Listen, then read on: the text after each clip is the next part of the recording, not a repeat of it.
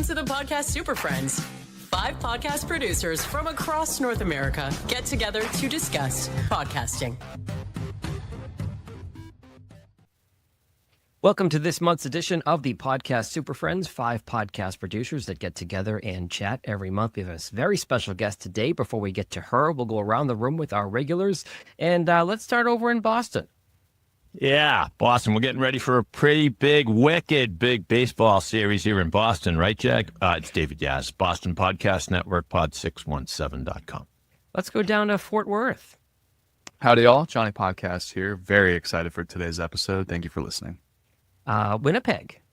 For the last time, I'm Matt Kendall, the Sound Off Media Company, Winnipeg, Canada, soon to be the Laurentians in Quebec. Aha. And Baton Rouge. Tuning in from South Louisiana's podcasting hub. Hey, I'm Catherine O'Brien. And if I'm not mistaken, our guest today is originally a Philly girl, so we have a lot of regions covered today. She's coming to us from Israel and Riverside's headquarters. Kendall Breitman, Riverside's community lead. Welcome to the podcast. Yeah, thank you so much for having me. While you guys were all introducing yourselves, I was like, all right, how do I sign off? Kendall reporting from Riverside, where we have some big announcements to make today. Woo, woo, woo. Let's start with that, Kendall. It was been teased for probably a good week or two on the Riverside platform. Tell us about today's big announcement, and I'm sure it's been a hectic day for you rolling this out. Yeah, can you see my sweat through the screen? So we have rolled out a new era of editing within Riverside. So that's chat-based editing. Basically, you can type in any edits that you want to make, or just the general outcome that you'd like to have. Maybe make my video more engaging, something like that. Type it into an AI assistant that's built into our editor. It'll make those edits for you. So huge. It's in addition to transcript editing and timeline editing, we now have full chat-based editing. Wow. So super excited about it. So you're going to put us all out of business, is what you're saying? No. Of course not. Of course not. Yeah. Oh, who, me? No, I will say I watched the video. If you have a Riverside account, if you log in your Riverside account, you'll see the YouTube video right there, front and center, explaining and demoing the process. It's about a 5-minute video, and it looks really cool for folks who are doing this on a budget and or anybody really who wants to play with these new AI tools. It's really a fantastic thing. I have to give Riverside credit before I forget. I was our group representative at Podcast Movement in Dallas this year. Riverside had a booth there, very engaging. Had some great conversations with your team there, Kendall. Your competitor, who I won't mention by name, but we probably all know who that is, did not see them at Podcast Movement. So I do give you credit for having your team there and interacting with podcasters. Thank you. Did you happen to go to our happy hour that we had there? I missed the happy hour. I had a prior commitment, but... Okay, it's okay. One less free drink to give out, I guess. And what I really like about this platform is, I'll just say it, I think Riverside traditionally has really been focused on the recording piece of it. And I think, I'll just say, full disclosure, if we're talking about Squadcast/Descript would be your main competition. They have had a lot of tools in Descript in the post-editing process. And I think this announcement today really puts you, from what I've seen, right there with them in terms of the editing and maybe even ahead of them with what you're offering with the AI tools. Yeah, so Riverside really started as local recording, so the highest quality possible recording that you can get when you're recording remote. But as we have evolved, and I've joined, I think 2.5 years ago, we have really been stepping up as far as the editor, as far as creating different assets like show notes, being able to create blog posts all within Riverside. So we've been really going live, for example, also. So going live, live streaming or webinars. But yeah, we've been adding a ton of features to the editor, and it kind of feels like every time that I refresh it, we're adding more. And so it's definitely something that has been exciting to see really evolve over time. Kendall, can I double go ahead, Johnny. On the chat-based editor, that's a really unique tool that I haven't heard of any other company or any other platform doing something like this. Could you touch on sort of where the idea came from? Was this community feedback? Was this user feedback? Was this just, where do you, if you can touch on it, where did the idea come from? So like a lot of our ideas that are coming from Riverside, it's kind of a mix of the way that we see the industry growing, and we are really interested and always listening to what the community is asking for. So we, as far as seeing how people are interacting with things like ChatGPT and being able to ask, I want to create, or even saying, I want a thumbnail that looks like this. Why can't we be doing that as far as editing? Like, why can't I? Well, now I can in Riverside, right? Delete the part where we were talking about watermelons in this video and then just have that be deleted. Why do I have to go through and find that part and delete it myself? So I think that it's seeing where the world is kind of going. And then we're always trying to make it easier and faster for people to edit. Or maybe like we have the royalty-free library, but maybe you don't want to sift through all of the royalty-free music that we have on there. So add a jazzy track under the part where we talk about this.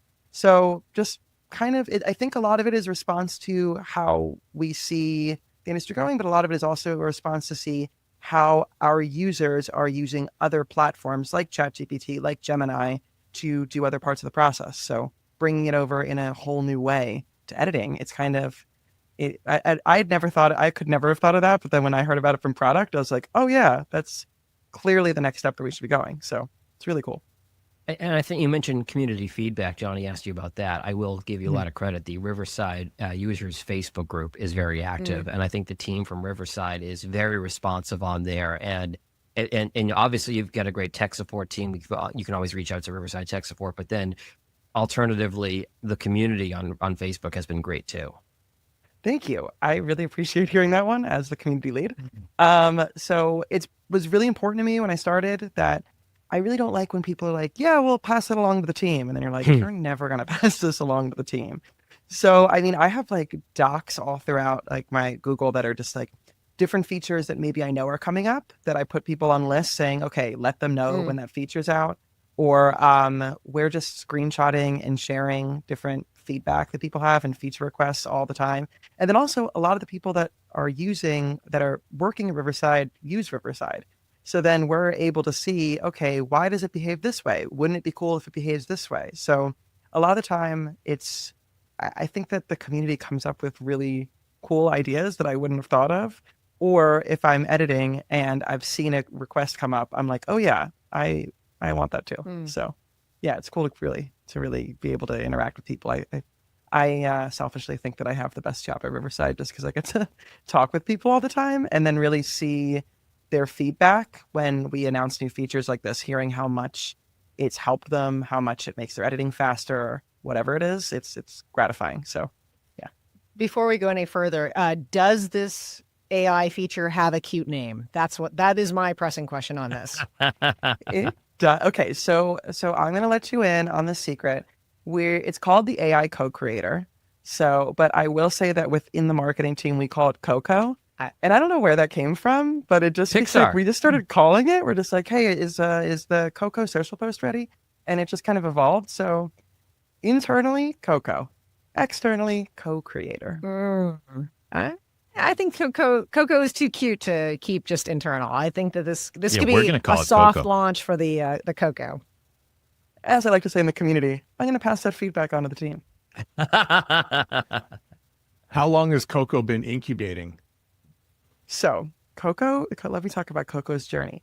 So Co-Creator it started in our project page. So what it started as is like podcasters, creators are asked to do a million things. So you're not only asked to create content, now you have to, if you really want it to succeed, you need to make a million posts about it. You need to make captions, you need to make a blog post and a newsletter, and then you need to make yourself go crazy because that's a lot of stuff to do. So it started as kind of we use it for marketing assets, and it's in our project page. So you can in the beginning and still go into it and say, write me a blog post based on this topic that we talked about, or take the top insights from the transcript and write a LinkedIn post, a LinkedIn caption, something like that.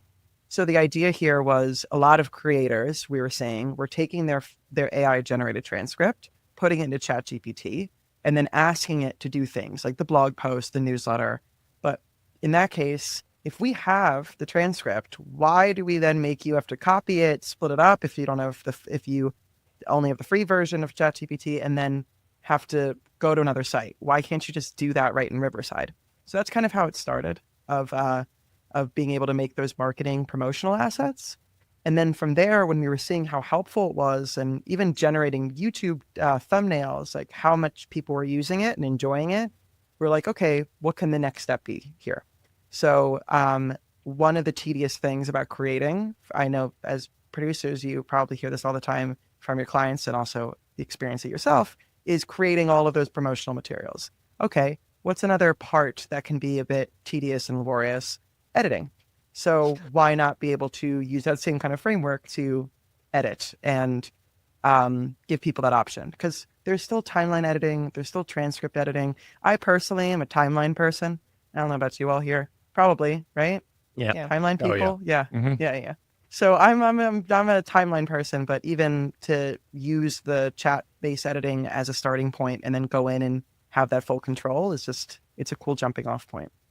I'll second that because I think there are a lot of times where if you've recorded the podcast with a client, there's a big long aside or even before using Coco to find the fluff as we say in Riverside. Sometimes I know, okay, I want to get rid of that, I want to get rid of that, I want to get rid of that, and then you can do the more granular timeline edit. Would you say, Kendall, and we're early in the process here, but if you're doing things like show notes, transcript, give me insights, LinkedIn post, like you said, I would assume it's better to make some edits and get rid of that fluff before you ask the AI to summarize everything, so that fluff isn't in what it's pulling from, I'd imagine. So there are, if you're using show notes, for example, Yeah. you can, once you have the edited version, you can generate the show notes based on that edited version. Okay. So in that case, you get all the time codes, you get all of obviously the transcript, all of that based on that edited version. So what I'll usually do is I'll use the show notes in the beginning to pull keywords for if I'm going to put it on YouTube, something like that. Maybe some sound bites because we generate some of the best sound bites. And then as far as chapter time codes, transcript, all of that, the actual summary show note, I will take that from the edited version. When you mentioned, oh, sorry, go ahead, Kendall. Oh, no, so this also is nice to have co-creator in the editor because you make all of those edits, and then it used to be that you would, like the old co-creator that was just in the project page, it was pulled from your original transcript. Now, when you've fully edited your work and then say, write me show notes from this in the editor, it's based off of that edited product. So you're able to get exactly what you want. Kendall, you mentioned early, like when you first started talking about co-creator, one of the prompts as an example that you gave was make this episode more exciting. I wanted to just ask about how advanced that editing power is, because just for example, let's just say in a typical interview style episode, the host would ask the guest, hey, tell me a little bit about yourself. And we do 5 minutes of their background. And then we actually get into the details of their industry, what they do for work, what they're seeing in X industry going on today. That's a typical kind of interview. Would the co-creator editor be able to analyze that episode and go, hey, background is kind of boring to have at the beginning. Let's pick up those 5 minutes, drop it near the end, and then push up all of this more interesting stuff to the beginning? Or is it just, hey, there was the 5-minute bathroom break, we're cutting that out, and I'm co-creators asking that? Like, what can you go into a little more detail of make this episode more exciting, what the co-creator would go ahead and do? Yeah. So we all know AI and these AI chats. So the more specific you get with it, the better it's going to be. So if you actually take out the chat about the background and move it to halfway through the episode, you can do something like that. Okay. But if you just write something like make it more exciting, just myself, because I'm more of a picky person, I'd probably go into like a longer prompt because then you're not being as specific as I think that you should be, especially when you're prompting AI. But if you say make it more engaging, what that's going to do is it's going to add dynamic scenes. It can add your branding, maybe add captions to that, just so that there's a lot more movement rather than just like the one person on screen talking. It'll have more of a dynamic movement of switching between grid, full screen, screen share, or whatever you're doing more dynamically. And then, adding your branding, adding overlays. You can add it. You can ask it specifically, like add B-roll to the parts where we're talking about this. And but I think that if you just say make it more engaging, you're probably just gonna get right. And that's with any more of those layout LLM. cuts. Yeah, that's really great clarification. And then the other thing I wanted to ask was, is it just adding and editing, or is there any kind of audio function as well where you could say, hey, Coco, please clean up the audio from the guest. It sounds terrible. I love that we're all calling it Coco now. So you can say clean up the audio and it'll apply different. So we have EQ within the editor. We added it, I think, a few months ago. Everything's kind of flying by now. We also have magic audio. So you're able to clean up you're able to like clean up the background noise. And we have something called Smart. So no, it was we've changed the name on this. But basically you can cut out the times where people are not speaking. Smart mute. There it goes. Yeah. You can, if you're not speaking, if you have a guest on and they're not speaking, but they have like an annoying fan whirring behind them, it can cut out all the times where they're not speaking and mute them so that you won't get that background noise on your audio, for example. So it'll apply a mix of those features to give you the best sounding audio if you ask it to improve the audio. But then again, you can say, we have, for example, EQ presets. So I want this audio to sound more like this or like that. You can apply those presets. So based on the prompt that you give it, yes, it doesn't just work for video. It also works on helping improve your audio. Catherine, you were going to jump into the question? Thank you. Thank you, Jag. I will remember it right now. Yes, I will. So a lot of it with the excitement that we were talking about, the making it more engaging, that's relying on a lot of visual elements. But you brought in the next level, which is because we all know that the sound quality is incredibly important, blah, blah, blah, blah, blah. Yes. So can you maybe just tell us a little bit more about some of the magic audio features? I know you covered it here just a moment ago, but maybe dive in a little bit more. What are some of the other things that Coco can do there? Yeah. So for example, we got magic audio. Basically what that was created to do is that if you are, for example, maybe you're recording and you didn't use a microphone, you used your laptop microphone, but that's not going to cut it for a podcast. Well, and I know let's that say all our of you guest might do producers that. here Our are gonna be guest like, might do that, not us. No, yes, yes. I was going to say all of you producers in here are probably like, no.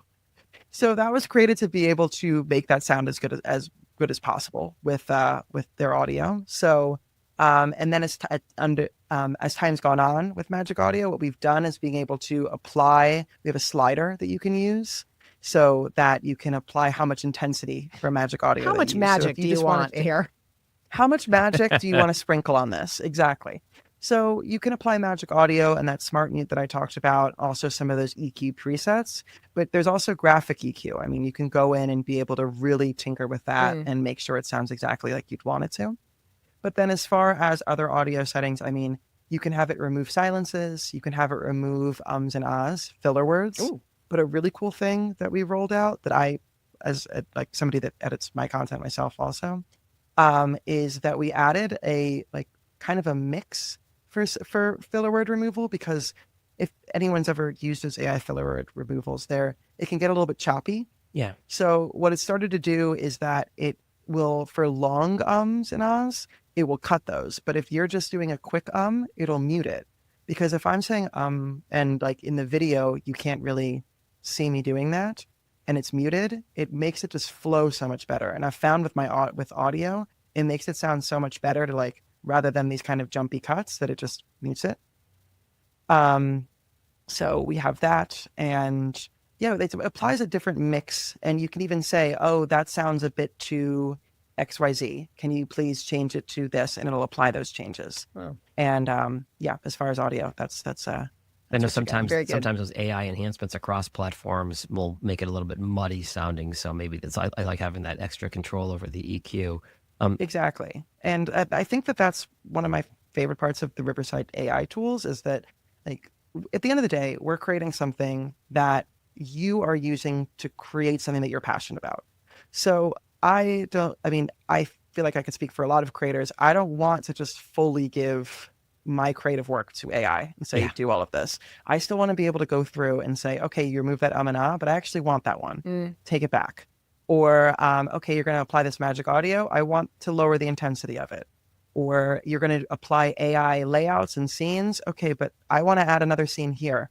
So all of these features still give you the control to either change them a bit or add your own. And so I think that's important as you're adding features to something like podcasting, which is such a creative outlet.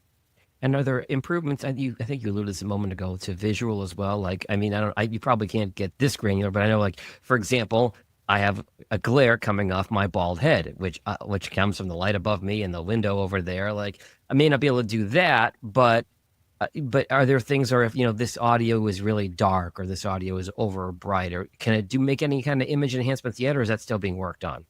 So that is something that I will just say is we are always listening to community feedback, and that has definitely been something that we hear about from the community. Coco's really thinking about And that so one. Coco's processing it.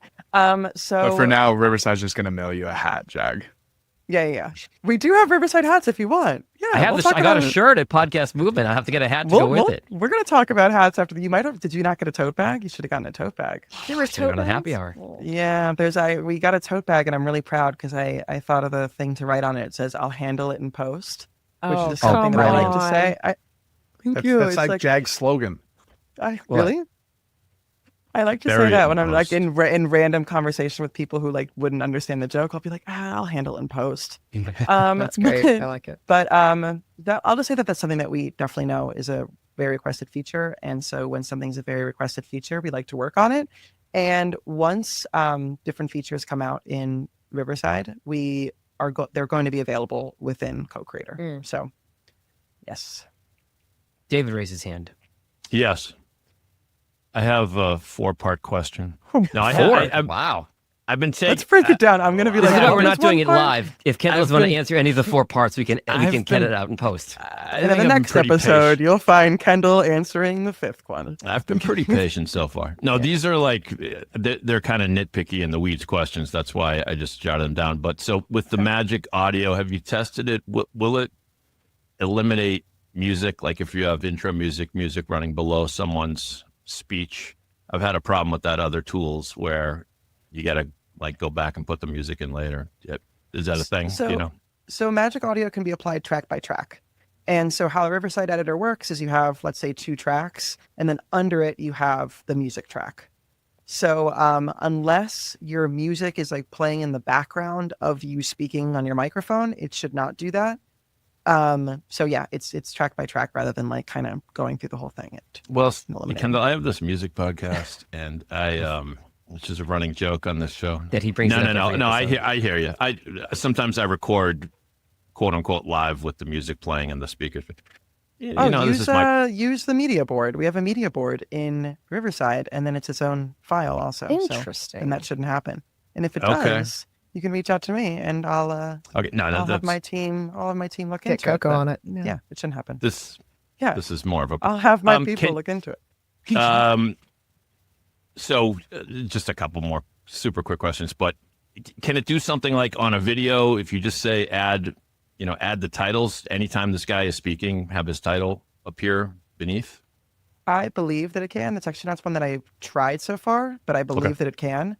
I also will say that if it can't right now, which I think that it can, if it can't right now, like what we've currently just put out is going with as all AI is going to be like the first version of something that's going to grow. It's the worst version we'll ever see of it. It's only going to get better. Exactly. So if it does it right now, I feel like you can just check back in like another week and then it'll do it. So yeah. I'm sorry, Kendall. Did you have something else there? No.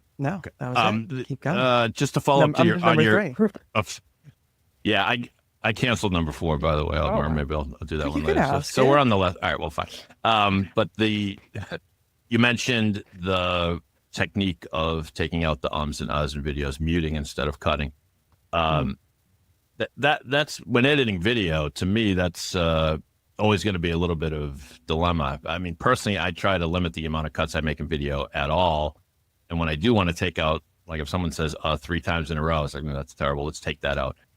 I'll do like a crossfade on the cut so that it, or like a quick dissolve or something so that it doesn't just look like. So the other day I went to school and, like that, so 16-year-old in the bedroom. So could you instruct Coco to every time you take out an I'm going to create a fade like a visual transition? Yeah.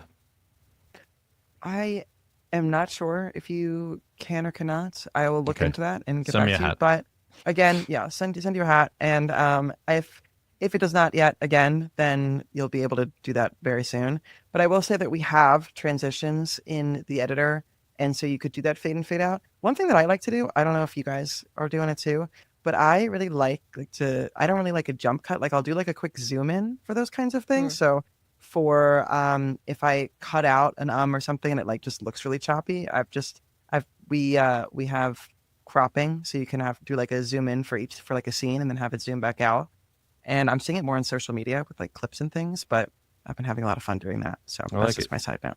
As a quick side note to that, Dave, I have started playing with, if somebody does say their lips don't always move that much. So muting the in the video might be easier than you think. I would suggest playing around with that. I've just started doing that mute the myself. audio. Yeah, because when somebody's like you just think that I just sat there with my mouth agape, maybe in shock of excitement. Yes. Well, and it's like the thing that Matt always says, Kendall, on the show is, even we're always talking about putting the podcast on YouTube, and video is so important. The majority of people are putting the podcast on and putting their phone in their pocket and going about their day and listening to it. So it's a lot fewer people than we think are actually sitting down with a bucket of popcorn and watching two talking heads on their TV. Or 6 in this case. Yeah. I have one follow-up comment. Jag, will you entertain one follow-up comment? Because you talk about fixing something that has 4 parts. Yes. Go ahead. No, this is just follow-up has 4 parts. I'm just 3.1. Yeah. All right. Not you guys.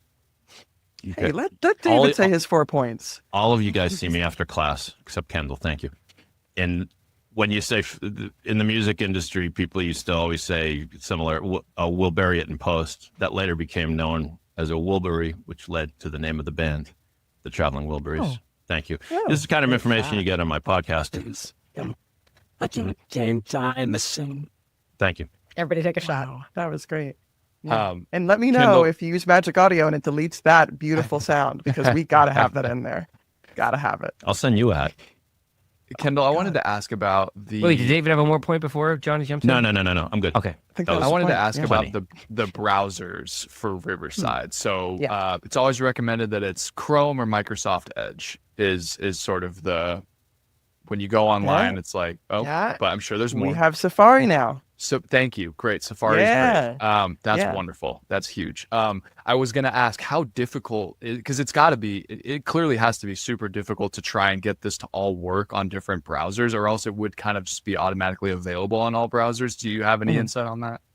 Yeah, so that's why it had taken a while to get it onto Safari, because we don't want to put something out that isn't working as well on one browser as it is on another. So for a while, we were also offering for Mac users that we have a native Mac app. So you could use that and use that to record. As far as the editor, you'd still have to go into the browser.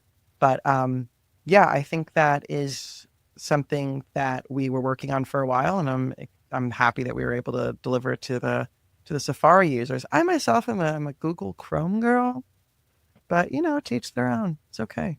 Interestingly enough, your team at the booth at Podcast Movement, I was having an issue using Riverside on Chrome, where when I would log into a session as a host or as a producer, there'd be a good 30-second delay before I pop up and everybody would pop up. And they suggested it could be an ad block, or it could be any of those things. And so they said, if it doesn't work, use it in Edge. And again, I use Chrome 99.5% of my day. But I'm trying to remember to use Edge, and I opened it up in Edge, and it worked flawlessly. So if anybody listening or watching has an issue with Chrome, I would say try Edge, or if you're a Mac user, try Safari too. It seems to work well on those platforms as well. Yeah, well, I used to use Edge when I was using Riverside, because before I got this fancy little camera, I used to use my phone even for like Riverside recordings. So I would record it using my phone and do continuity camera. So because then it connects to your Mac, but it wasn't working in Google Chrome. And then I was looking online to see what's going on, and I saw that people were saying that continuity camera in general works better with Edge. So I was using it with Edge. So for a while I was using Edge just for Riverside because of continuity camera, and apparently it works better there. So if you also want to record with your camera, because you have a really great phone and a really great camera right in your pocket, I messed that up. If you want to record with your phone because you have a really great camera right in your pocket, you could use that and try it out with Edge, because it works really well. follow up to that, because I'm a Windows user, so I don't have the continuity app for Mac. I use a Logitech Brio, and when I log in, it says it can't do 4K because there's an issue with Logitech Brio, so we're recording you in 1080, which is fine for the most part. I'm wrestling with the idea of using the Riverside app as a second camera on my phone versus just come Black Friday dropping the $1,000 on a mirrorless camera and just using that. Is there a recommendation one way or the other on that, or is it just to each his or her own? I would say that I recorded for months using just my phone, and the quality was really incredible. So it's a little trick that I recommend to a lot of people is if you want to just use a second camera, especially if you're going to be making these cuts. I used to work in news and as a television producer. And so I know that second camera is just the secret ingredient for getting rid of so many of those cuts that you kind of dread, rather than having to do the zoom in, like I was saying. So that or your tablet, but I would say iPhone is one of my most recommended cameras that I tell people to use. Kendall, you're the community lead. And so when you have a big launch like this, which is the day before October 1st, and you've got users who log on every day to record something, but you've also got some twice a week, and then you got some weekly people, and then you've got, bi-weekly and monthly. How long do you figure it takes for everybody to sort of catch up and get on the same page with something that is so incredibly new, as what you're launching today? Great question. Yeah, so it depends on the feature, because a lot of the time, this one's big. So we have a banner in the website, we have emails going out, we have it in the community, we have it on social. So like you're saying, it could be that somebody is scrolling through social and follows us and sees it. It could be that a month from now, they go into their editor and they see that there's something new within it. We do keep the website banner up for a little while, just so that we get as many people as possible to know about these updates. And we're putting them on our emails. But then there are other features, for example, with, let's say, eye contact correction that we added. That isn't getting this banner or that kind of treatment that a feature like this is getting. And so there are so many features like that we're announcing on social media, and we're announcing always in our community. So you should join our community on Facebook, Conversation Creators by Riverside. And so you will get those features there, and you'll be able to see them under what's new. But that's kind of what I think is the challenge for community management, but also what I think is very cool about Riverside is that every time that you go in, and even if you go in every day, there are just all of these kind of hidden functionalities, so you can learn more and more about it as you go, which also means that I always just joke to people that I recommend always clicking the 3 dots on everything that you see. For example, there's in the transcript, if you highlight something and you click the 3 dots, you can make a clip out of just what you highlighted. Those little functionalities that's one of my favorite features. You can just use to really create content even faster. It's hard to, especially as often as we're putting things out, it's hard to continue to keep people updated and that they see all of those updates. So yeah, that's definitely, you've really hit the nail on the head for a challenge that I have. It's a good one to have though. To feel like there's so much that you just have to keep telling people about it. Let's look at a community as being a town, right? You've essentially moved the bar to another part of town, and people have to go find the bar. Yeah, and so right now, as we speak, people are just wandering around the streets, but we're going to have them find the bar. And we're going to put a sign, and we're going to email them, even though if they're finding a bar, they're probably not checking their email. And if they are, that's strange, but that's okay. You've renamed the bar to Coco's. Yeah, Coco's place. Oh, nicely done. It's Coco's downtown. It used to be Coco's uptown, but it's downtown now. We're all downtown now. Nice. Kendall, I have to admit, I sort of slept on some of the community resources of Riverside. And then finally, I don't know, it was an email or something started penetrating through. Since you are the community lead, can you give us a little bit, maybe what is your favorite community resource? And from your position, what are you seeing that podcasters are really looking for? What is the demand out there? Okay, so, wow, it's asking me to choose a favorite child. I only have one child, so for now that's easy. But I would say that one of my favorite resources, we actually have a community hub, and I have two. I'm going to give you two favorites. One is our community hub, and within our community hub, I have teamed up with different creators in our community, and they make different guides. So, for example, a podcast launch checklist that you can go through if you're launching your podcast and check off each box, or monetization ideas that you can use. So, different creators have basically just created these PDFs with me that you can download and use as checklists and as guides for your own creative processes. That is one. So whenever I get to collaborate with creators.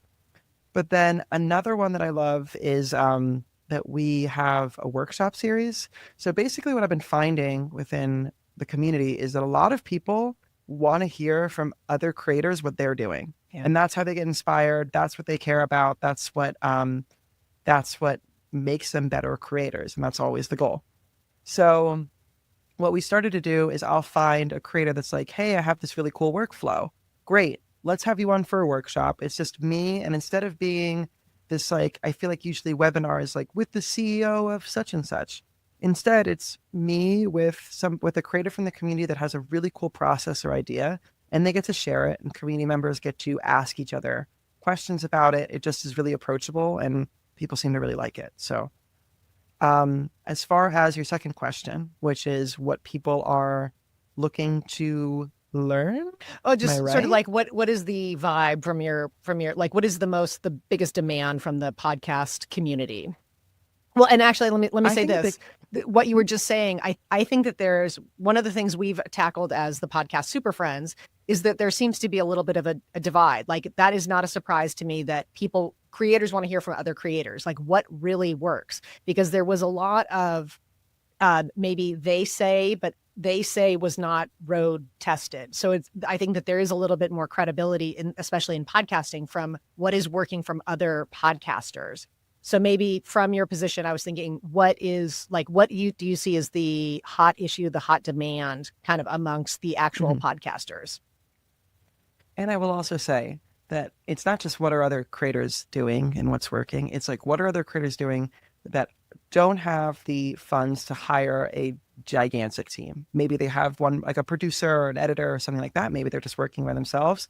But I do think, like, we're seeing at like conferences and things like that there are people that are giving suggestions that you're like, but how am I as a hobbyist, or as somebody that's kind of doing this on my own, or has one person helping me out with this, like, how am I supposed to compete with that? It can be really discouraging. So I think that that's really important conversation to continue to have in the industry.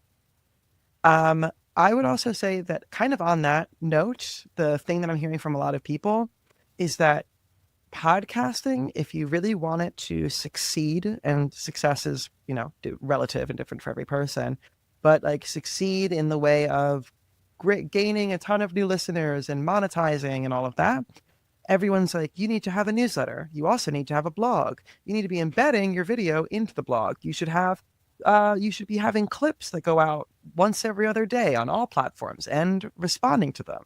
You should also have some 10-minute segments of your show. Like, how it's crazy. And then, like, but what do you focus on? What's the most important thing? There is no secret formula. So I think that that's just like, I went to the podcast show in London, and every single person that I talked to at one point mentioned, like, repurposing. I know I have to get better at repurposing, or I've been trying to do repurposing, like to repurpose more. And it's just, everyone knows they have to do it. But I think the real question is, what exactly and how am I supposed to do all this? Because people get into this because they love the conversation part. Right. And people ask me all the time, like, oh, why don't you have like a kind of a hobby podcast myself? And I'm like, 'cause I think a lot of people jump into podcasts because they're like, oh, well, I love this and I want to talk about it. And then they kind of find out about all the things after. But I am too aware of all the things after. So I'm like, I think one of the most disheartening... But I mean, it feels like Riverside, make it easy. One of the most disheartening moments of this podcast was when Matt said a couple episodes ago, you really should be spending as much time promoting as your podcast as you are recording and editing it. And I think everybody's heart just kind of sank. So your point is really well taken, Kendall. Because people are like, I want to start a podcast that I can post on social media, or like so that I can write that blog. Like they want to have a podcast because they want to have those conversations, and it's cool to have that blog on top of it. But yeah, it's hard for people to balance, rightfully so. I mean, So a lot of Kendall, them have day jobs too. Yeah. I do remember when we met in London, and there was a lot of talk about video, a lot of cameras for sale. We did not see a YouTube presence. I went to Calgary on the last weekend to a podcast conference, and YouTube was there, and they gave a 1 hour chit chat about some of the best practices. And they did really profess a lot of the things that sort of come down to pressure. Yes, it's a good idea to do shorts. Yes, your channel should look like this. They talk about A/B testing some artwork, as it were. They're launching a tool now for different languages. You can turn your video into different languages. So You could do that on Riverside also. What's that? You can do that on Riverside now too. There's AI translation. Yes. Interesting. And they're Dios going to be mío. moving into dubbing. And so I guess you guys obviously pay attention to YouTube. And when we talk about video, we often are really saying YouTube, even though the video can appear on X and Facebook. But how much do you pay attention to what YouTube does? That's part one of the question. And then the other one is, A how lot. much do we need to also dispel what YouTube says? Because what YouTube tells creators to do is what's best for YouTube necessarily. Because like you mentioned, I don't have time to do 5 different types of videos for my show. So, okay, I'm going to say the answer is how much do we look at it? A lot. How much should be creators looking at it? I think a lot as well. And I'm saying it because the people who care about YouTube is also Google. And so Google is looking at YouTube and also has an interest itself to send people to YouTube. And so if you're following YouTube's best practices and you want to show up on search, for example, it's good to be doing YouTube's best practices and showing that you're a channel that is, the best practices, if you think about it, are really just doing a lot of stuff on YouTube. The YouTube's going to tell you the best practices that you want to create shorts and you want to post them often, you want to engage. You also want to create 10-minute segments and have that kind of thing. You want to A/B test. Like they want you to use all the different features because that shows that you're engaging and on the platform and that you'll continue to be. But also because search is so important. So that's one, because Google search matters so much. But also because I know you guys know this, but the problem with audio podcasts right now is that discoverability is bad. Just trying to think of a nicer word. Is not good. So basically, there's no one's going into Apple Podcasts and writing Eagles game, I guess, a recap. I don't know. You mentioned I'm from Philly, so it was in my head. There it is. But people are going into YouTube and writing that. Right. So YouTube, YouTube is becoming its own search engine where we're not seeing audio podcasts working in that same way. So I would pay attention to YouTube for discoverability, just because the platform's kind of built around that, where Apple and Spotify not as much. Thank Can I you for ask- that therapy. Can I do a community feedback for Kendall from a producer? I was DMing with Nadav a few months ago about this, and unfortunately we didn't get anywhere on it. I know he's extremely busy, but basically, what a lot of us do here as Riverside users is we will join the call, we will join the recording beforehand. So I will jump on a call with the client that I work with, who is the host, and I'll work with the guest. The guest is more than likely not going to have a microphone, and if they do, it's not correctly inputted. They don't have their headphones ready. Their lighting They sucks. definitely don't have headphones. There's a lot of things that we have to fix beforehand. And what was a really useful tool, I want to say maybe a year ago, was all plans offered the producer link, where I just have the link saved. I join the call. With newer users, as I onboard more and more clients to Riverside, that feature seems to have gone away and is only available to the enterprise or the business accounts, which are, the jump from pro to business is significant, and the majority of the people that we're working with don't need that. So one of the feedback that I had was just bringing back that producer link so that we're able to see the inputs. I can see that your microphone is set correctly. Yes, we can work around it by joining as a guest, and we can kind of just eyeball it and walk them through it and that way. But that was just my piece of feedback, is that the producer link is extremely valuable to nearly everybody that's not on the business or the enterprise accounts. Yeah, I hear you. And I also think that it's important because we really care a lot about the producers that are using Riverside, because you're also bringing clients over, and it's also just a testament to producers that they're using Riverside, because they know that it's high quality and that you're able to get a lot more out of it. So yeah, I'm definitely going to pass that along to the team. And And to I'm follow glad up, you mentioned that, Johnny, because I couldn't remember if that issue had been resolved or not, because I wrote it down on the sheet I had today. it written down too. And I think I mentioned to you.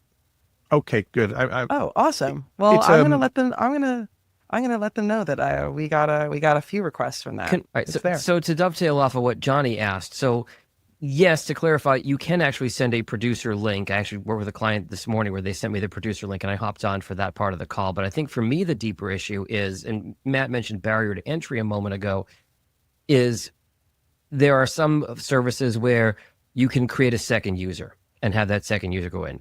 For a lot of my clients that are on their own Riverside plans and they create their own podcast, if I want to go in and I want to take advantage of all these amazing tools we've been talking about today, the only way, aside from like Johnny said, the really steep jump to the business plan, I have to have them share their username and password with me, log in as them, and access all these tools.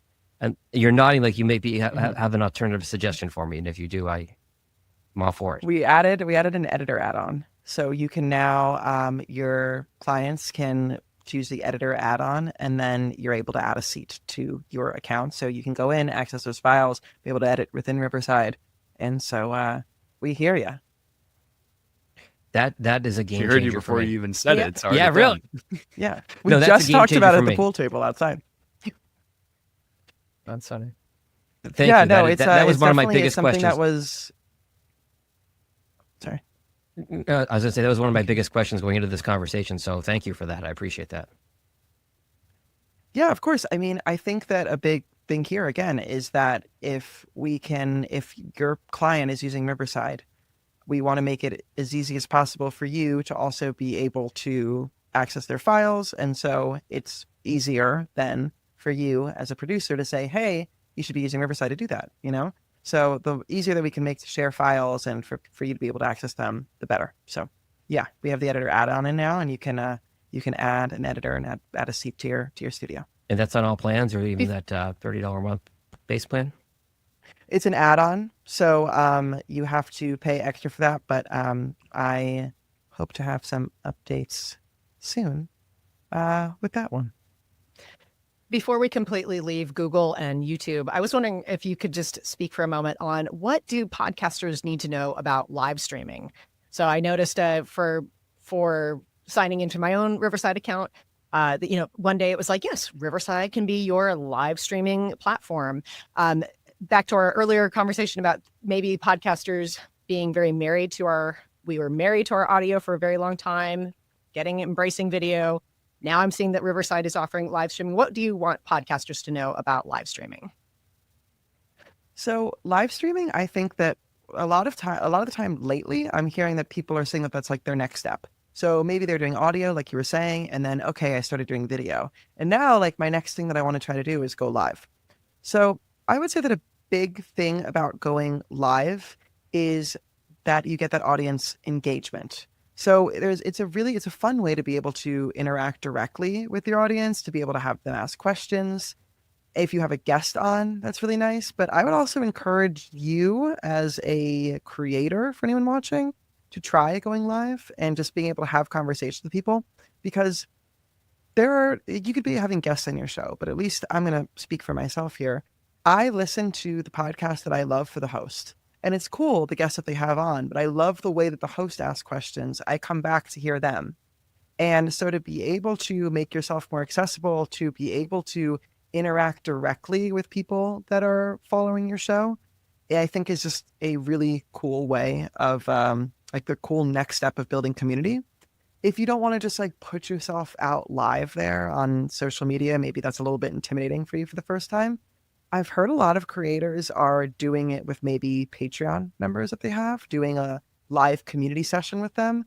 And it's just a really fun way to be able to interact with people. Like at Riverside, we have kind of a coffee with creator session, and we just talk about different things that we care about for that month. And it really makes my day just to even have these fun conversations with people. So live doesn't have to be, here are my slides and let me tell you about this. Live can be, I'm going to go live right now. Like, hey, this breaking news just happened in the industry that I podcast about. I'm going to go live and talk about it. Or, hey, Supercast, Patreon fans, we're going to do a live chat where I can hear your feedback and we can all talk together about the show that we watched together. Something like that it could be just a really cool new thing for you to try.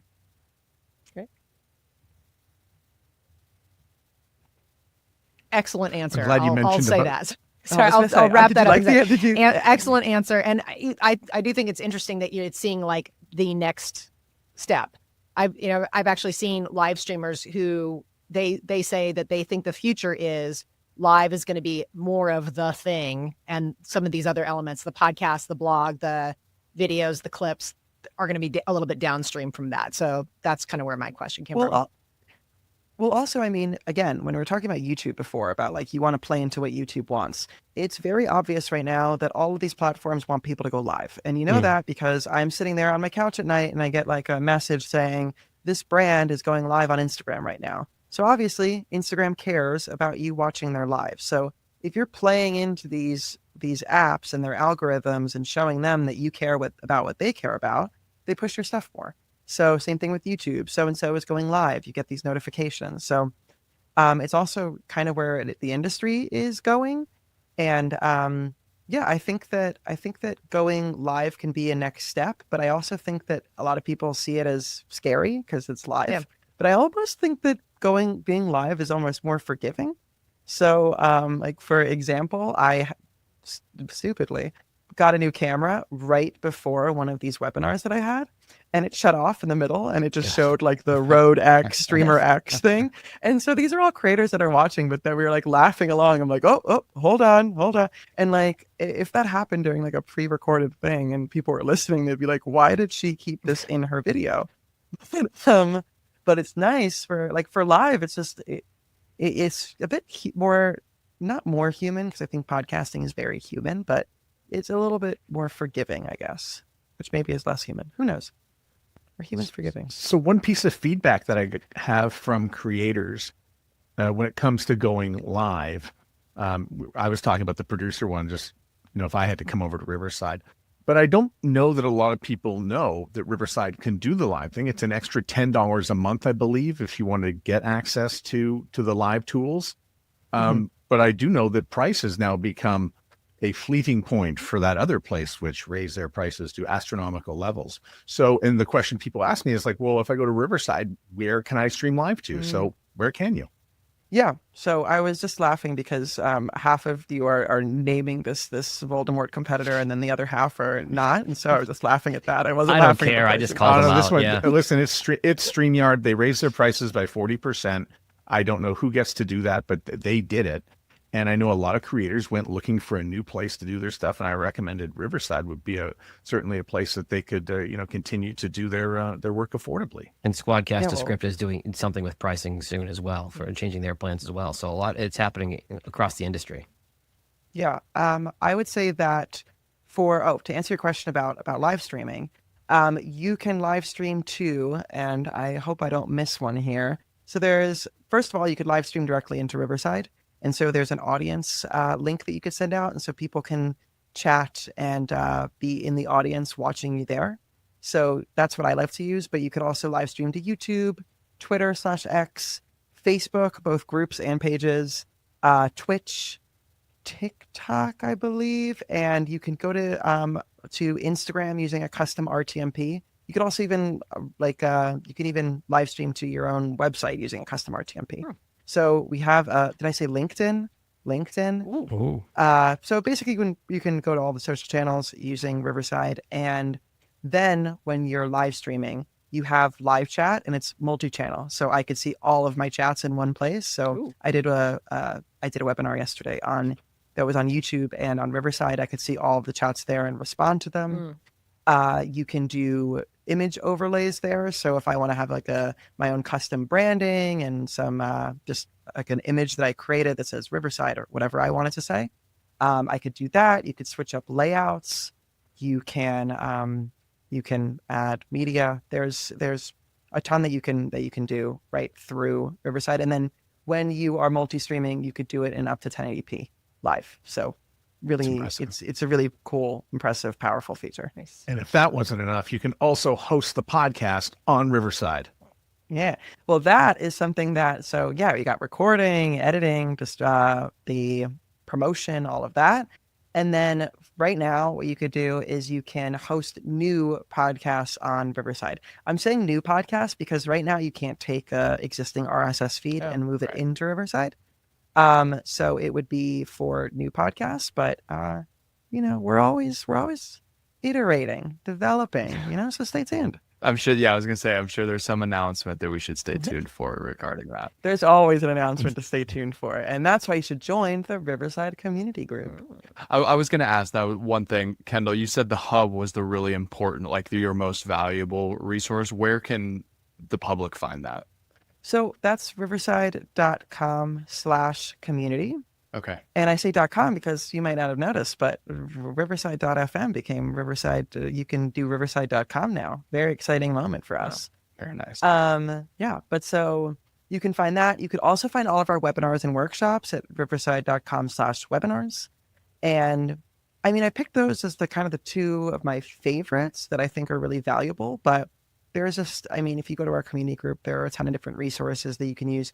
I think that you guys would be interested in this, and I'll reach out to you about it. But I'm right now working on a directory of different podcast professionals so that you can advertise your service to community members, but that also community members can find people to help them with their creation process. So a win-win for different people in our community.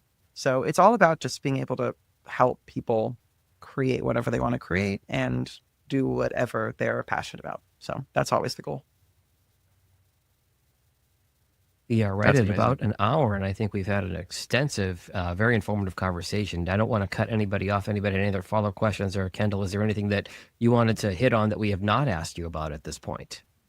I want to be a podcast super friend. This is fun, guys. Yeah, have me on more. Yeah, would love this. Especially with my new studio, with all my IKEA curtains that I've hung to diffuse the light.